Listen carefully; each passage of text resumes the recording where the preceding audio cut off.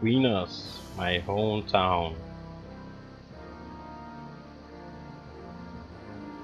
Both my father and mother was born in Queenos, an old castle on the west side of Antonica.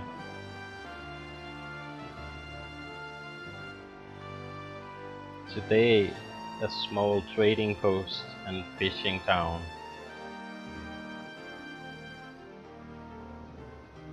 My father, a fisherman like his father, running the same fishing stand at the harbor.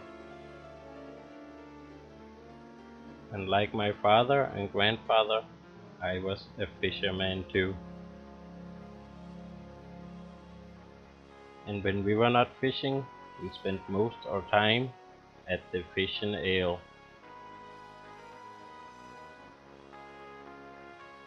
a small local bar at the harbor. My mother, a baker like her old folks, which she helped run Greener's Baker, a stone throw away from Fish and Ale, where she met my father. I also have a little brother, but he lives in High Hole Keep at my uncle now. He was too smart to stay as a fisherman in Queenos, and is a wizard apprentice now. But for me, most my days were spent fishing with my old man, and that was okay. We had a good life, not rich, but not too poor either. Fishing in the day, drinking in the afternoon, and my mother baked our fish rolls and sold them in the baker. For 2 weeks a year, Guntag mackerels would come up the river every night to lay eggs, and in these 2 weeks we could earn almost 6 months of normal pay. It was on a night like this my life changed. My dad had left with our first portion of Guntag mackerels, and we pulled them in like fish in a barrel. There she was, running in the dark on the other shore. Jumped in the water and swam right to me like a mermaid and jumped right in my face.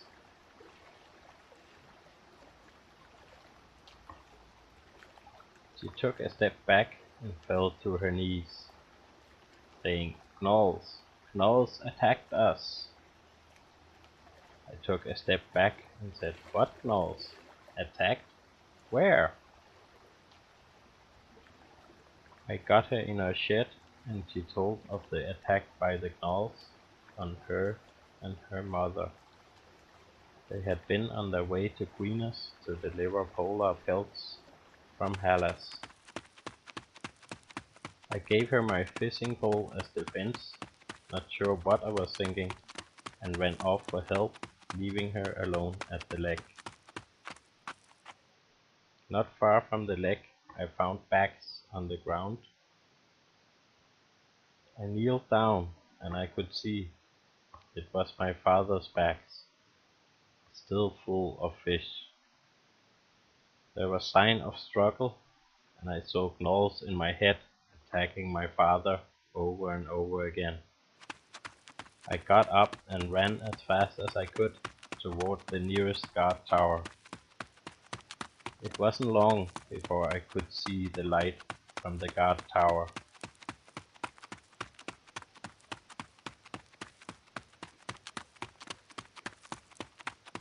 I yelled at the guard as I approached, "Gnolls! Gnolls has attacked near the river!"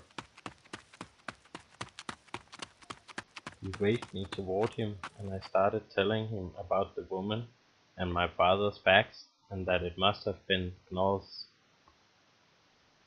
I saw the commander standing in the tower and ran to him, telling him the same story, and that they had to come and help.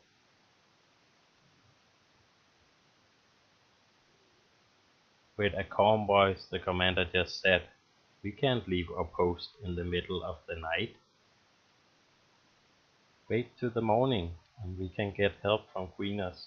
We have to man this tower, and can't help you. I don't remember leaving the tower, but next I remember I was back at the river, and she was still there, lucky.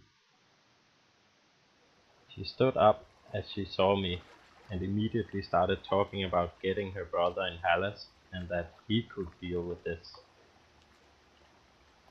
I told her we would need to go back to Queen's and get supplies for such a long journey, and that we at least would need a horse.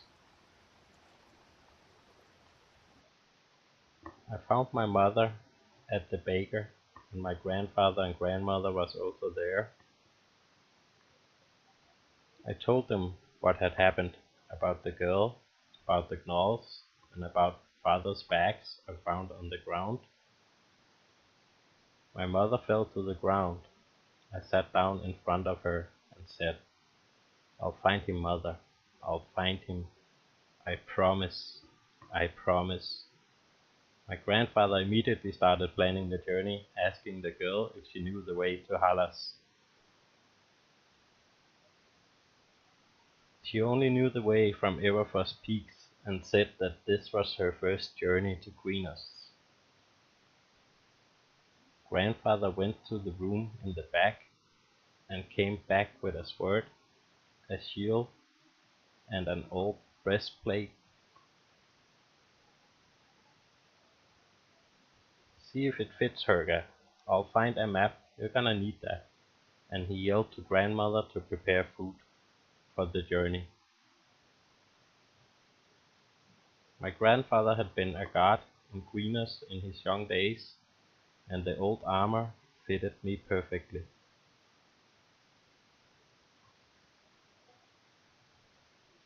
"I'll go to the commander and get a horse, pack down the food, and get some water for the journey," he said.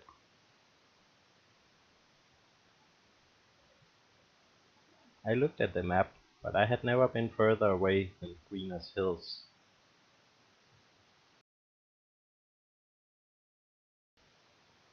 Yrsa, as her name was, took the map from my hands, turned it 180 degrees, and said, "Okay, I got this."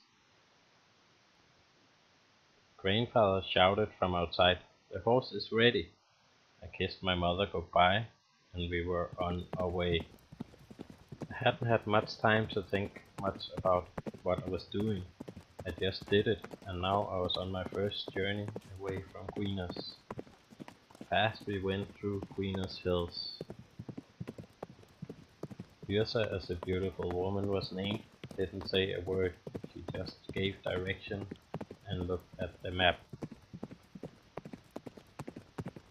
Through the mountain paths that led to Vescarana, already further than I had ever been.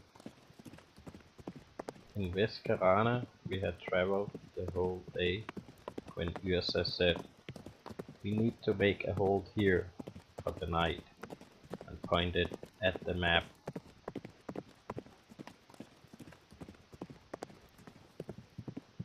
Shortly after, a few houses showed in the trees.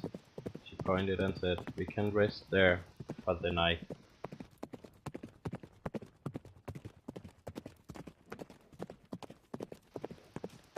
I went in and talked to the owner, and he somehow knew my grandfather and offered us beds for the night. I didn't sleep much that night.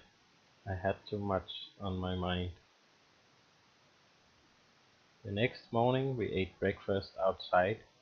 Yrsa told me about Hallas and her brother. Apparently he was a famous beast lord and had once been in the Queen's arena fighting a giant crack spider. Shortly after we were on our way again, I wondered who her brother was. I had been watching some arena fights, but I had probably been so drunk that I couldn't remember much of the fighting. After traveling the whole day, we got ready to camp and I was gathering wood for the fire when I heard a sound right behind me. A lion had snuck up on me, and by reaction I hit out with my arm and fell backward, but at the same time the lion fell to the ground. And there she stood, the most beautiful woman I could remember, had just knocked the lion to the ground. I got up and said, I had that under control. She just smiled back and didn't say anything. She knew as well as me that if she hadn't knocked it down, it would have jumped me right in my back. After the lion, we decided to travel on during the night. She said the river we should follow north wasn't far from here. And shortly after, a bridge appeared on the map. It said to East Garana, but we needed to go north toward Everfrost Peaks. We took a short break to eat and let the horse rest and water before we started moving north. Within a few hours we reached the mountain path that lead us to Everfrost Peaks. We agreed to camp for the night. I was exhausted but still managed to ask her about what she was doing in her normal day life. I hunt anything with a pelt or other value, she said with a smile on her lip. The next day we passed the mountain pass. It was just a few 100 meters long, and then the endless ice and hills of Everfrost Peaks lay at our feet.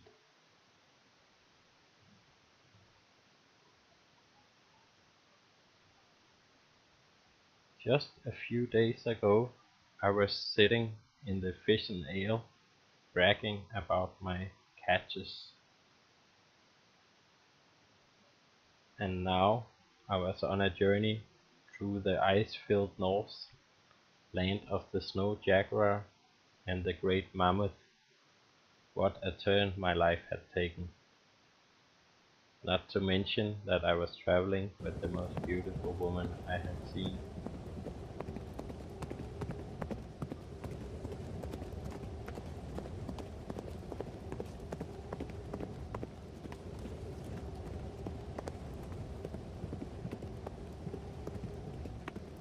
After about 12 hours of riding, we approached two people standing in a small opening in the snow-filled hills. Yrsa got off the horse and started talking to one of them.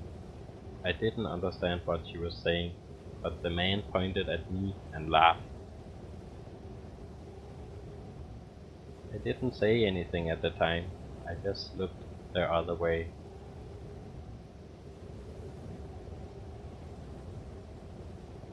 They surely knew each other, and Yrsa turned to me and said, "We are close now, let's get to Hellas before nightfall." We rode for less than an hour before we got to the entrance of Hellas, a big opening in the mountain. On the way in the mountain where Hellas lay, Yrsa suddenly said, "I'm really grateful for your help, Berga. I don't know how I should have made it home without your help." I didn't say anything, I just nodded, and as we sailed over the lake to get to Hellas, I felt more alive than I could ever remember.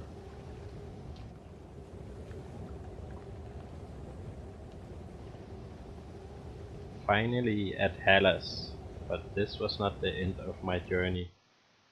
That had just started, I just didn't know it at the time.